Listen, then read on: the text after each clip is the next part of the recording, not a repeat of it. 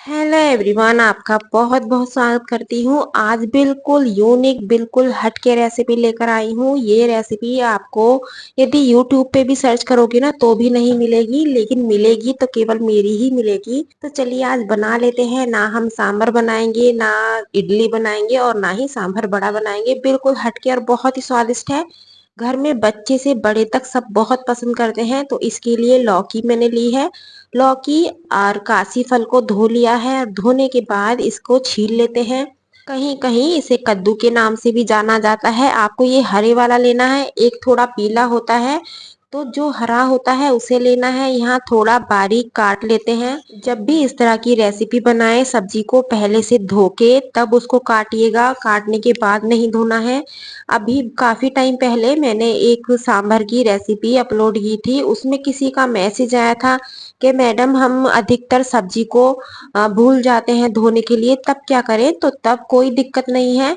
यदि आप भूल जाएं बाई चांस, तो आपको करना क्या है, थोड़ा सा पानी डाल के एकदम पानी से धो के उसको अलग कर देना है। पानी में छोड़ना नहीं है। तो बस इसका यही प्रोसीजर करना है। वैसे आप याद रखिएगा, काटने से पहले ही सारी सब्जियों को धो के रखिएगा। तो यहाँ सारी सब्जियां बारीक कट चुकी हैं। मैं यहाँ हंडिया में बना रही हूँ, आप इसे कुकर में या भगोने में भी बना सकते हैं। तो सारी सब्जियां ऐड कर लेते हैं। और यहाँ एक छोटी कटोरी मैंने अरहर की दाल ली है, यानी कि तूर दाल, और एक ही छोटी कटोरी ली है मूंग की धुली दाल। दोनों दालों को अच्छे से 30 से 35 मिनट मैंने भिगो लिया है और भिगोने के बाद इसे साफ पानी से धो लेते हैं। आप देख सकते हैं मूंग की धुली दाल और अरहर की दाल ली है, दोनों बराबर मात्रा में ली है और इसे इन सब्जियों में ही ऐड कर लेते हैं। दो मीडियम साइज के टमाटर लिए हैं, इन्हें रफली काट लिया है थोड़ा छोटे साइज में। हल्दी पाउडर, स्वाद अनुसार नमक। नमक हमें इतना लेना है जितना कि सब्जी और दाल में लग जाए। एक्स्ट्रा नमक हमें बिल्कुल नहीं लेना है। हमें नमक एक्स्ट्रा कब लेना है उसे मैं आगे बताऊंगी। तो इसमें 2 गिलास के करीब आप पानी डालिएगा और इसे बिल्कुल लो फ्लेम पे गैस पे पकने के लिए रख देते हैं। यदि चूल्हे की सुविधा है तो चूल्हे पे रख दीजिएगा, फिलहाल मैं यहाँ गैस पे रखे देती हूँ। तो इसे आराम से पकने दीजिएगा, कोई दिक्कत नहीं है। और बाकी के अपने सारे काम कर लीजिएगा। इसमें बिल्कुल टाइम नहीं लगता है। कभी छुट्टी का दिन हो, खाना बनाने का मन ना हो, तो आप इस तरह की रेसिपी ट्राई कर सकते हैं। एक कटोरी उड़द की धुली दाल ली है, इसे भी मैंने भिगो के साफ पानी से धो लिया है। इसे भी पीस लेते हैं। बस हल्का सा पानी डाल के पीसना है, इसे बहुत ज्यादा पतला नहीं रखना है। जैसे पकोड़ों का बैटर होता है उससे थोड़ा सा टाइट रखना है। तो इसे भी पीस लेते हैं। छुट्टियों का टाइम है तो बच्चे अलग अलग डिमांड करते हैं और बच्चों को इस तरह की रेसिपी बहुत पसंद आती है। दूसरा प्लस पॉइंट क्या है, गर्मी बहुत ज्यादा है तो रोटी सब्जी खाने का किसी का मन नहीं होता है। तो आप इस तरीके की रेसिपी ट्राई कर सकते हैं। तो किसी बर्तन में इस दाल को निकाल लेते हैं।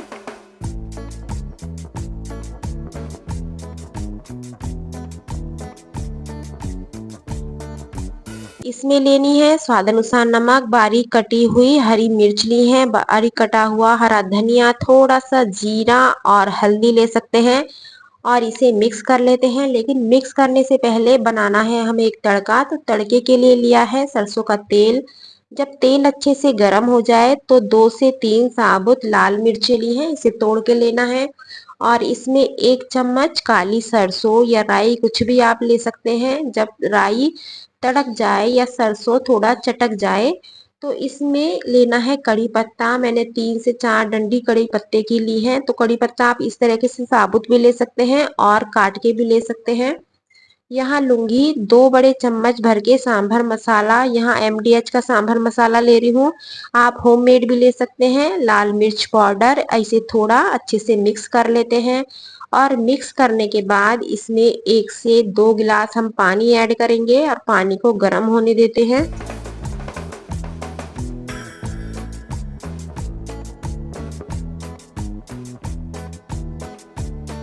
तो दूसरी तरफ दाल देख लेते हैं, दाल और सब्जी पक चुकी है नहीं, आप देख सकते हैं बढ़िया से एकदम घुट गई है। तो इस तरीके से जब तक सब्जी बिल्कुल अच्छे से ना घुट जाए, दाल अच्छे से ना घुट जाए, जब तक हमें इसे पकाना है। और मिट्टी के बर्तन में बहुत जल्दी पकता है, ऐसा नहीं है कुकर में बहुत जल्दी पकता है, क्योंकि हंडिया बहुत अच्छे से गर्म रहती है। तो लो फ्लेम पे बहुत अच्छे से पकती है दाल या सब्जी।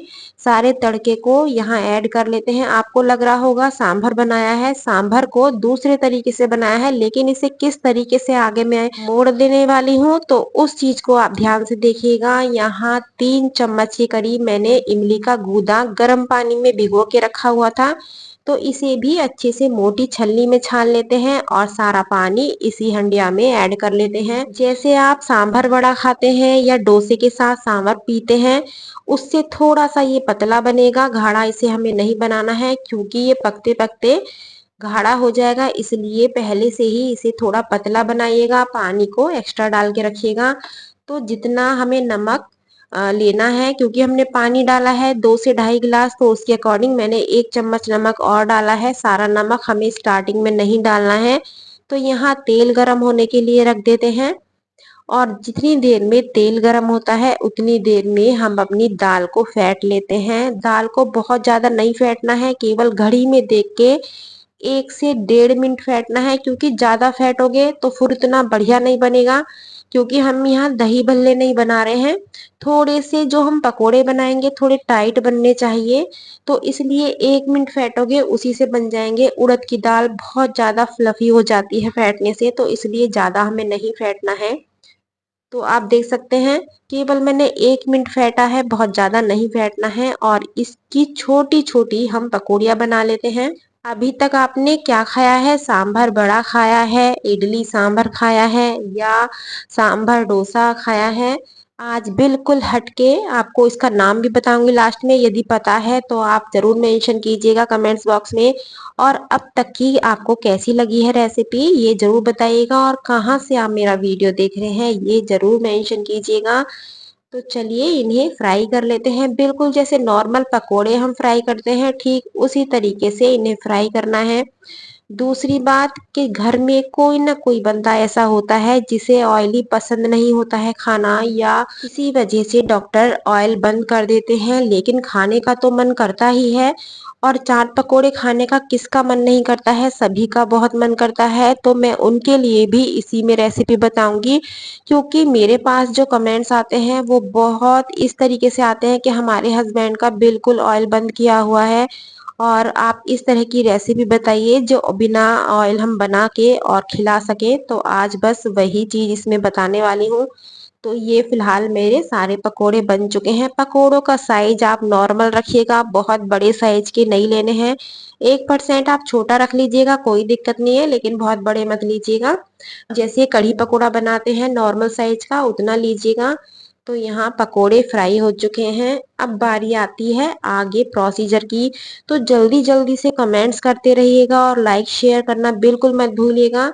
तो यहाँ कढ़ाई को हटा देते हैं और तवे को रख लेते हैं। उसी दाल में थोड़ा सा पानी मिला के इसे फेंट लेते हैं। बस जितना हम चीला वगैरह बनाते हैं ठीक उसी तरीके से बैटर तैयार करना है।